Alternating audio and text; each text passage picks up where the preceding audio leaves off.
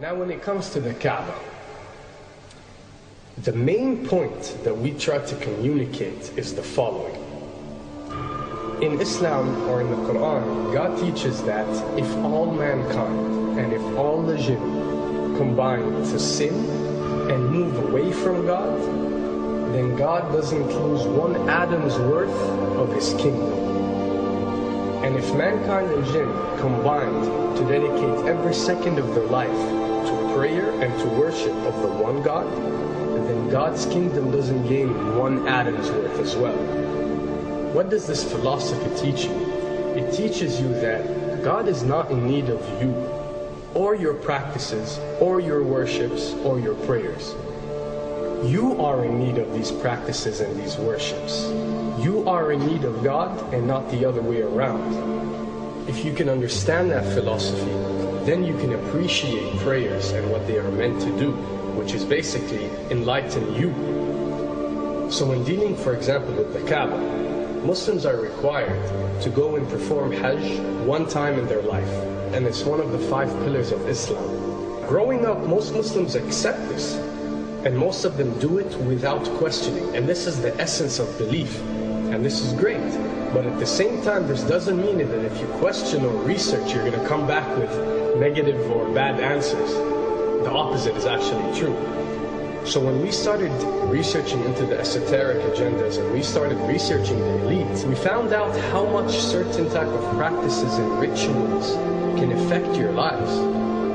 So when we went and placed this on Islam, we developed an even deeper respect for this religion and a far deeper respect for God and the Creator of us. So when you go to the Kaaba, and you circle around it 7 times, the essence of this worship is not that you are worshiping a stone, or that you are worshiping a house, or that you are worshiping a Kaaba. The Kaaba is merely the focal point, or the centerpiece, that all Muslims have to unite and focus their energy and prayers towards in a practice that is actually worshiping God.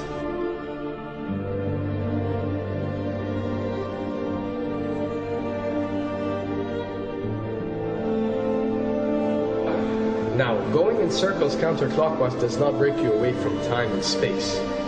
But the fact that the energy of the Kaaba is the strongest energy on earth and it flows counterclockwise, by you flowing in correlation with this energy, you are uplifting yourself. You are reaching spiritual levels that you rarely do experience anywhere else on earth. And the fact that you got to do it 7 times, and we are taught that there are 7 skies, or 7 samawat, or 7 spiritual planes, then one can discover that each circle breaks you through a spiritual plane spiritually, so you can reach the ultimate state of wisdom and spirituality. Does this mean that only Muslims can reach this level? Does this mean that if you're not Muslim, you give up or you reject this information? Not at all. In essence, any one of you, regardless of what your faith is, if you are dedicating your worship and your journey to the one and only Creator and not anything created, then you are on a righteous path.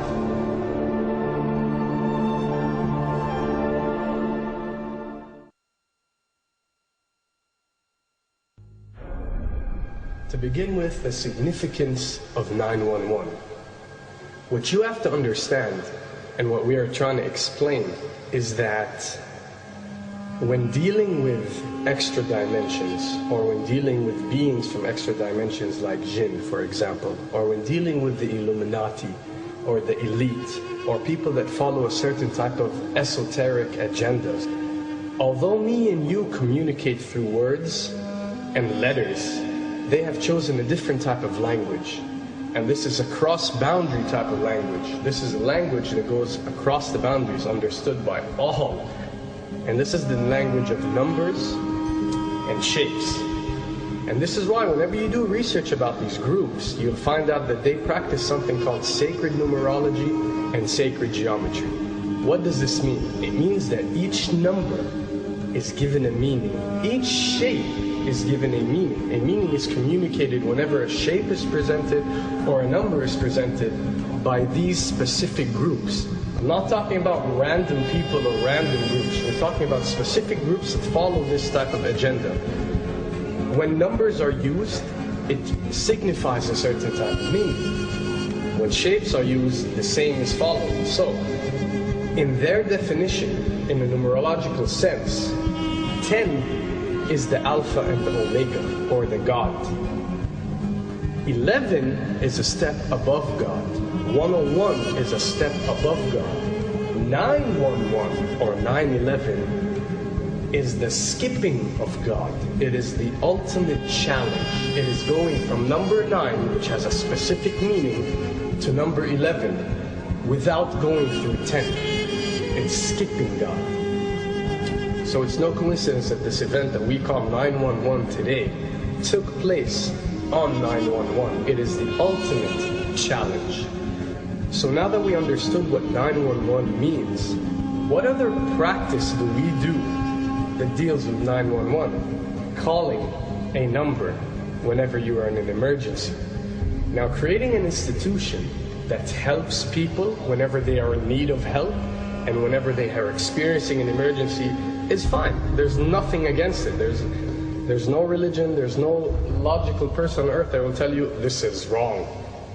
But when you understand how sinister that these elite are and the way they work on a level that's way beyond what you think.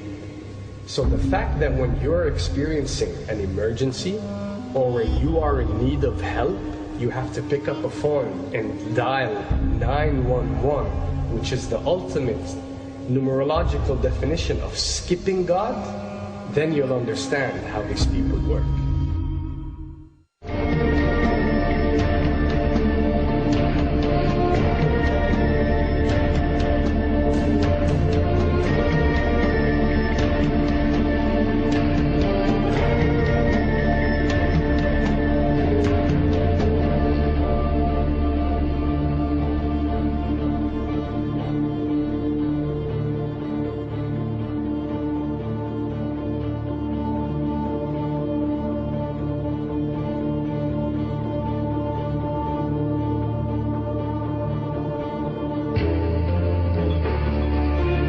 And when dealing with rituals, we recognize that everything adds up.